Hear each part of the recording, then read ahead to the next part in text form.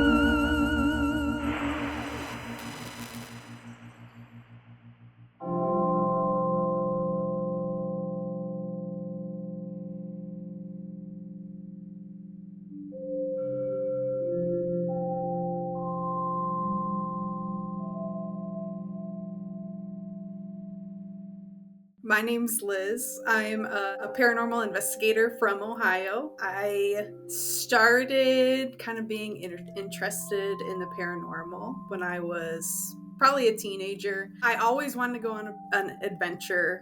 I wanted to talk to ghosts. I wanted to see what was out there. And my friend got the opportunity to go to the Mansfield Reformatory and ghost hunt. So we were like, she was like, do you want to go with me? And I said, yep. So we headed off to Mansfield and tried our best at ghost hunting there. It was a little scary. Everybody was running around, but we got introduced to like dowsing rods and just kind of feeling with our bodies what was going on. And from there, it was kind of all over for me. I knew that this was something that I was going to be interested in doing and exploring. Luckily, I was able to meet a great group of people that were also interested and were also wanting to interact with spirits, aliens, Bigfoot, whoever, in an ethical manner and in a respectful manner, because that was very important to me. I didn't want to go out and be yelling or trying to provoke anybody because I don't want to be talked to like that. And so found my group of people, and we love to go investigate pretty much anywhere.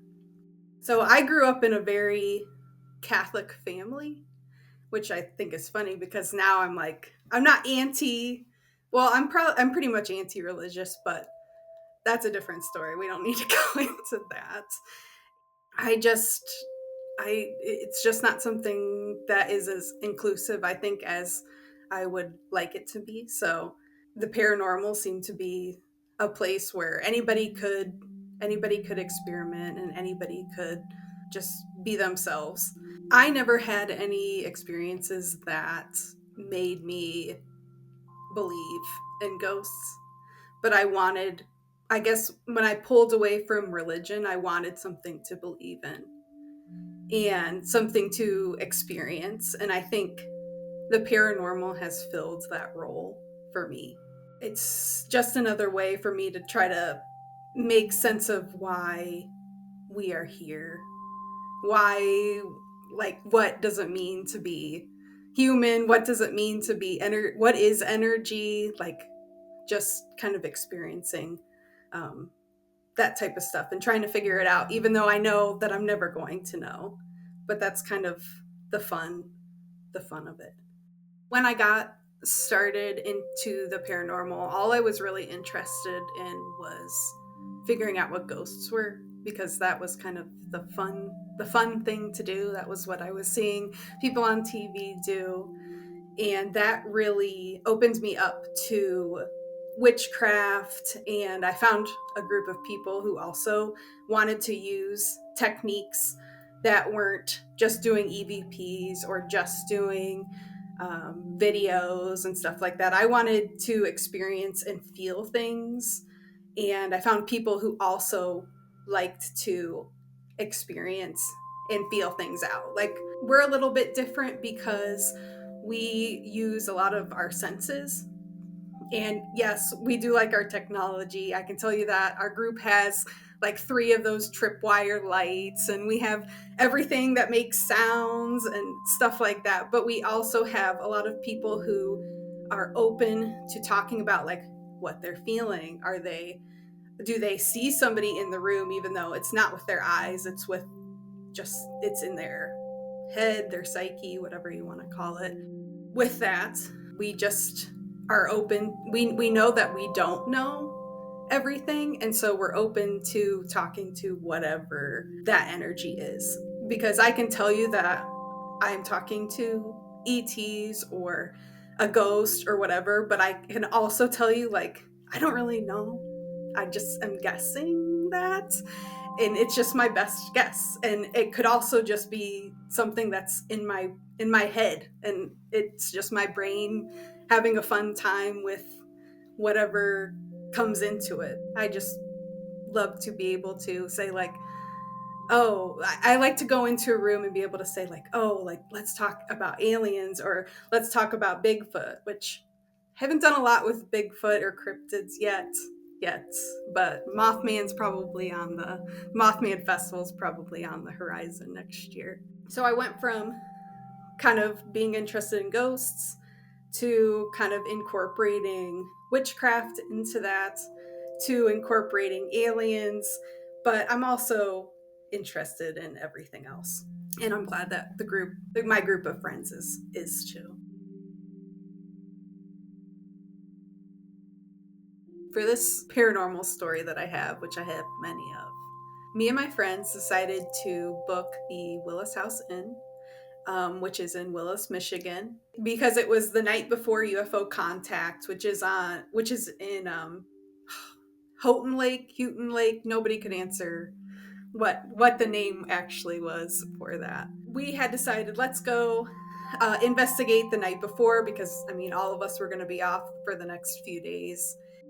The Willis House Inn is owned by a couple named Don and Sherry Waldrop. They're probably some of the sweetest people that I've ever met. Sherry makes sure that you are well fed.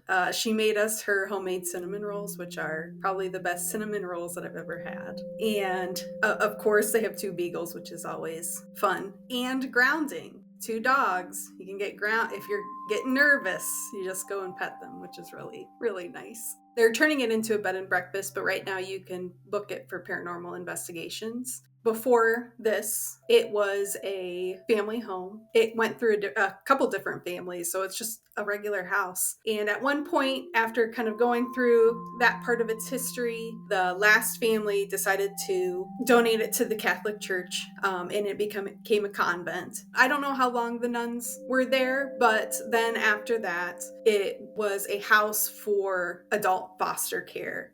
So people could go there, get kind of basic needs. They had patients that lived there. That's pretty much it. Then it kind of was empty for a while, and then Don and Sherry decided to buy it, and now they're slowly really renovating everything. Like they renovate. The first time that I went, they had everything torn out up on the second floor, and now it's almost all done. It's all different rooms. It's really beautiful, and they even just fixed up the outside. So I like to go to this house because it is their home, and you can tell that they really care about making it into a home, but also having a space for the spirits there. So we got there. We had been investigating for a few hours.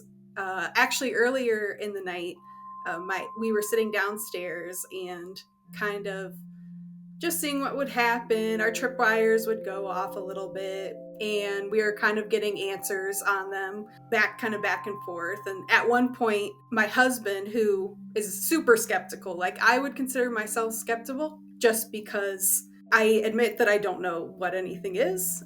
This is just what I've experienced. And he was sitting kind of by the door, and there was cardboard outside the door, and he was hearing footsteps on the cardboard, which we never hear footsteps, and we always like try to debunk as like, is that a creak or whatever? But he was hearing those footsteps outside the door, and we were just having fun. Then after that happened, we went upstairs, had our cinnamon rolls, and then it was time to investigate the ghost room, which is a room where they, like the paranormal investigators that are usually there, like they help with the public investigations. They caught a ghost on a picture. I think it was in like a window reflection.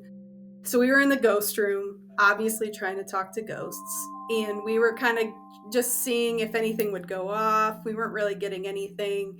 And so we decided that we were going to try the Estes method, which I'm usually the receiver for. So I'm usually the one that is putting on the headphones, the mask, the eye mask, everything. For me, the Estes method is like, it was what really kind of made me have a place in the group, because before I didn't really know, like I was there to have fun and see what happens, but after I tried it a few times, and I guess I'm good at it because I'm always the person who does it. I decided, let's do an Estes session. And for us, we usually have to define what the Estes session is for. So for example, we have Estes sessions that are just for spirits. We have Estes sessions that are just for aliens. And we do define those because when we first started trying to communicate with aliens, they would always try to break into our spirit Estes sessions. It just seemed like it, like I would try to be connecting to spirits, and all of a sudden I'd be getting like the space and time are disconnected, or whatever. So we were going into it at first to connect with the spirits of the house. And we were kind of going through it, kind of going back and forth. I was kind of hearing them, but it was a little hard to connect, because sometimes what I feel is like everybody's excited and they come at me and they are just wanting to all talk at the same time. So it was a little hard to connect to them. But at one point during the session, I shared out that we needed to switch to AM, which to me means that there is ETs waiting to talk to us. Because for Estes session for me, and how I like to show the energy field, what we're going to do, FM is usually my spirits, and then I'll use AM for aliens. And so at one point in the Estes session, they asked if we would switch to AM. And being it right before UFO contact, all my friends were like, okay, even though we hadn't set it up to be an alien session, they were asking for us. And that's what we were there to do for the weekend, was to try to contact aliens. And they tapped me out for a second. And then I switched to AM so we could try to connect to that ET energy. And we connected to somebody called Sirius the Bridge. It kind of sounded like they were saying they were around this, I think it's a star, Sirius. They were saying that they were the connection point between people and the spirit world. Usually when I'm doing alien stuff too, it's more of just kind of blurting out everything. There's not a lot of pauses. When we're with spirit, usually they are trying to answer questions, and we think that it's because spirits are there with us in the room, whereas aliens might be far away and they're just beaming information at me. That's kind of our guess. We don't really know why. Sometimes it just seems like they're blurting out whatever they want, or they just don't care about answering our questions. I don't know. And then all of a sudden, I started hearing things about Jesus. And I was like, what is going on? But I'm saying this, I'm relaying the information to everybody. In the recording, when I was listening back, I was really like, nobody was really paying attention, except they were like, why did we switch to Jesus all of a sudden? And that's when I started to get more kind of angry feelings. The image of a nun popped into my head, and she was yelling. She was pissed at us for being in there, and for doing whatever we were doing. She was telling stuff like, we need to read the Bible, that what we're doing is satanic and stuff like that, or related to Satan, how we shouldn't be talking to spirits, even though she was a spirit and was talking to us. She told us we were going to go to hell for 1,000 years. And because nobody was really listening when I was kind of relaying her information, she started to kind of get aggressive. And kind of during this, I was telling them where she was standing in the room. She had mentioned that she was the black mass in the corner, which is kind of like a weird thing for a nun to say, but whatever. I think she was just trying to frighten us, to get us to stop. I could see her, like in my head, because I could picture the room in my head. She was standing next to the door that led out into the hallway. So what I saw was it was an older woman who was wearing a nun. I don't know what the headdress is, but she was wearing one of those habits, maybe, I think. I could only see her face. That was it. I couldn't see anything about her. And she was just, her mouth was just open. Like, you know how in horror movies where they have somebody who has like a giant mouth? That's what she looked like to me. Obviously, she made me nervous. And then she was also showing me where she was. And all I could see was, again, her head in that corner screaming. And I could just see her head screaming in the corner. And she's just, yeah, she was just mad. But I couldn't see anything else about her. She was just an old lady with a head, well, an old, no, I won't say old because she might get mad about that. She was just a older woman. I guess older is fine. She was just an older woman screaming at me. And I was telling my friends this, and I think she just was not being nice. My friends warned her that if she didn't like calm down and we could talk about things, that they were going to cut her off, which means tapping me out. They decided at that point, we don't want to give her energy. We are only here to have constructive conversations. And this, I'm guessing none didn't, because she really did not like what we were doing. So I got tapped out.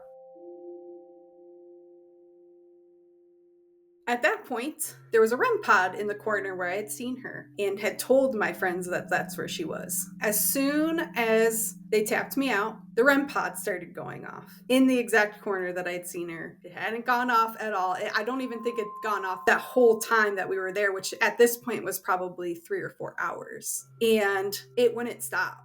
We were kind of chatting about like what had gone on, because everybody likes to tell me like what I had talked about and what had happened during the session, and it just wouldn't stop. In my head, even though I don't get pictures in my head very often, I was seeing her like she was yelling at us for what we were doing. And because she couldn't talk through me anymore, she was talking through the REM pod and yelling at us through the REM pod. And you can actually, on the recording, hear that REM pod continue to go off until we shut the recording off.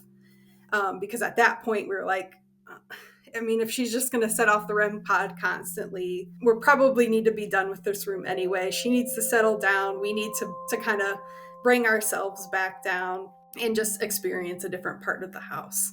So we decided that it was time to leave. It was time to leave that room.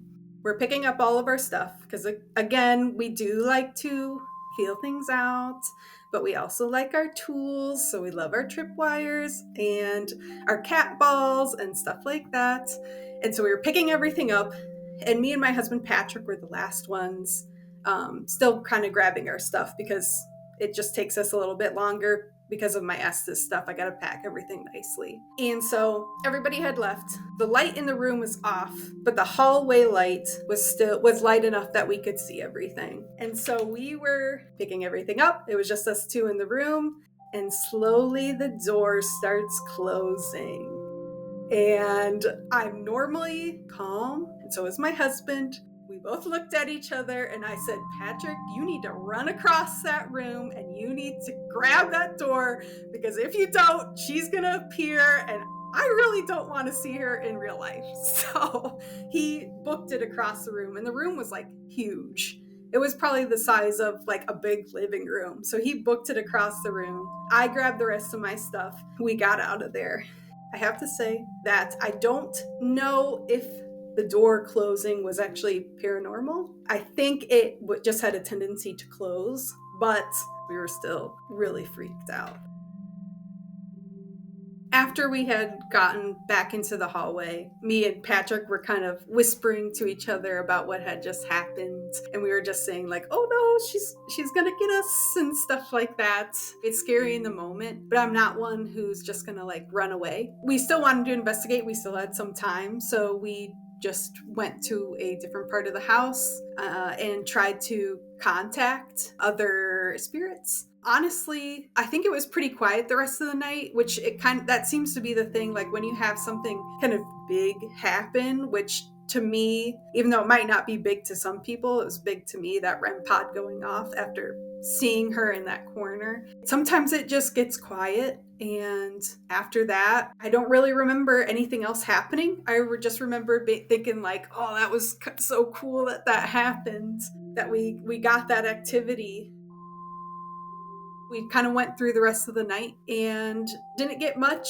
So we just kind of pet the dogs, said bye to all of our friends, and got back into the car, which, make sure, this is paranormal self-care tip. Make sure that when you get back into your car, even before you get back into the car, to tell anything that you were interacting with, say thank you, because you want to be nice, but tell them you can't come with me. We got back into the car. We said, thanks, ghost, thanks, nun, thanks, alien, but you're not allowed to follow us home. You're not allowed to follow us to the hotel. And if you want to contact us, maybe you can contact us at UFO Contact, but not when we're sleeping at night. I don't want to dream about you. I don't want to see you. And I am done with that.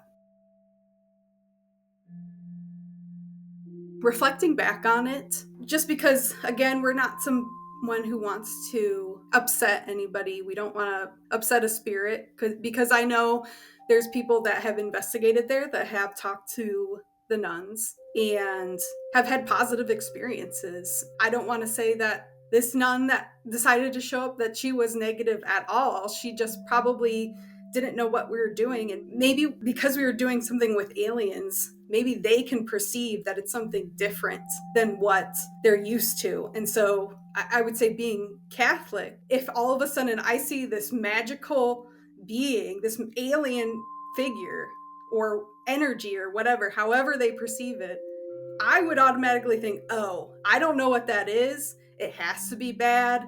You should not be talking to this. I don't understand it, so you can't interact with it. And you shouldn't interact with it. And so I think she was just kind of freaking out about that. And it's kind of understandable, because, I mean, how many people talk to aliens? I don't even know if anybody has talked to aliens in that house. So I am almost wondering if she was angry because she didn't know what we were doing. And maybe as an investigator, I need to explain to the spirits what we're doing, and that nothing that we do is going to stick around. It's just kind of communicating with us. It's not something that's going to get stuck with them. It's not something to be scared of. And maybe just invite them to leave the room, the space, just for the half hour that we're trying to talk to aliens, and just kind of explain, which is, I mean, I have changed investigation styles just because of how I've interacted with spirits in other ways. So this could be another way that I would change it, because I don't want to freak any human or ghost out. Usually in Estes sessions, I don't see a lot of faces pop up, or objects. Every once in a while it happens. And to me, it gets kind of scary because it's like, what is going on? Like, why is this happening? Like, am I really seeing it, or am I making it up in my head just because I'm not used to that? And so when the nun popped into my head, I was nervous. I could feel her. I kind of got static all around me, which is kind of indicative for me when I'm being the receiver for S's. It kind of makes me feel like that's when I'm really connecting to somebody. And I think she was really trying to connect and speak through me, which, I mean, a lot of things do, but she was definitely making me feel anxious. I mean, there's nothing, I don't know if there's anything scarier than a nun yelling at you. So I was very nervous about her, but at the same time I knew like she couldn't hurt me. She was just kind of expressing her opinion, which is fine. Would I express my opinion in that way? No, but some people do. And it was overwhelming, but I don't mind. That's just kind of part of the experience, and it kind of makes me step back and be like, what is going on? Why am I seeing that? Like, why did she decide to pop in and show me that strongly what she was feeling? And with that, I think it was just because she was feeling those strong emotions. She just was mad, and that was it. She was just mad.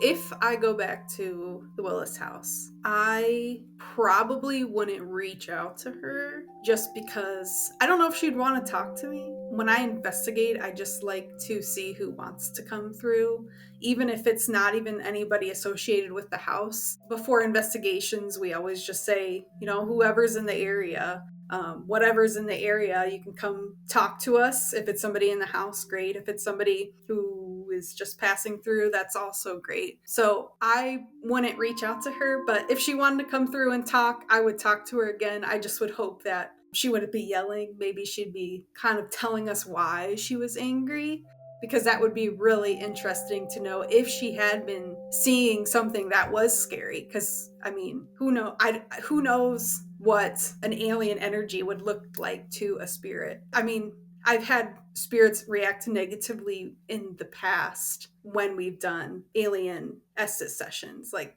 we've had both positive and negative kind of interactions with the spirit after an alien session. But in general, when I investigate, I'm not going in and asking for a specific spirit. All I'm doing is saying, hey, I'm here. If you want to talk to me, come talk to me. If you don't want to talk to me, you don't have to talk to me. If nobody wants to talk to me, then I guess I'll just eat snacks with my friends and kind of learn the history about the building or the place that I'm in. At the end of the day, this experience and all of the experience that I've had investigating make my life a little bit more magical. It's something that I can share with people. It's a good, icebreaker. If you're training somebody new and they ask you what your hobby is, and you could say, oh, I'm a ghost hunter, or I'm a paranormal investigator, you feel confident in saying that, which usually I do because everybody knows I'm a weirdo anyway. I just love being able to be like, hey, this is something that I do. The paranormal to me is just a space where I can play.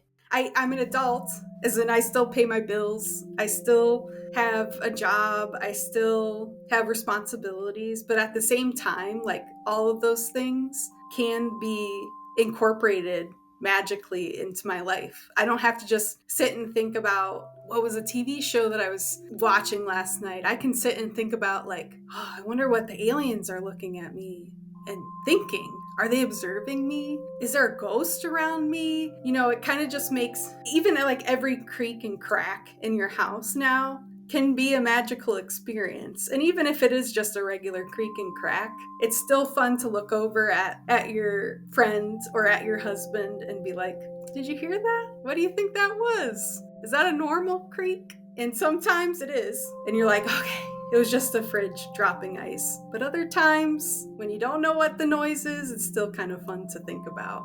It just gives me a space to imagine.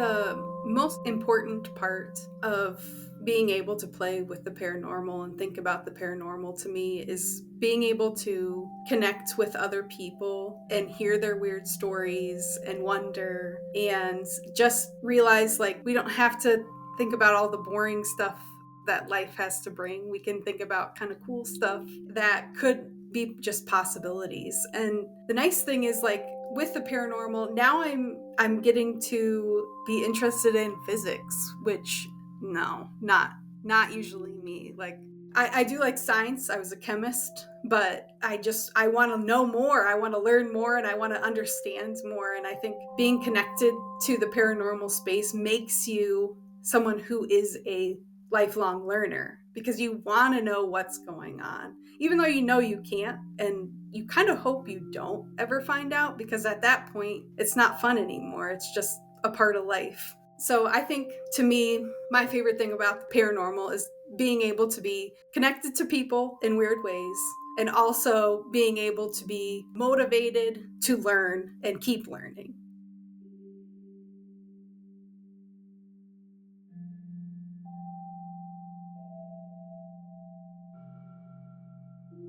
That was episode 4, titled The Receiver. I'd like to thank Liz for sharing her story. I really like Liz's approach to the paranormal and how she is open to anything that may potentially come through and make contact, whether that's ghosts, aliens, or even cryptids.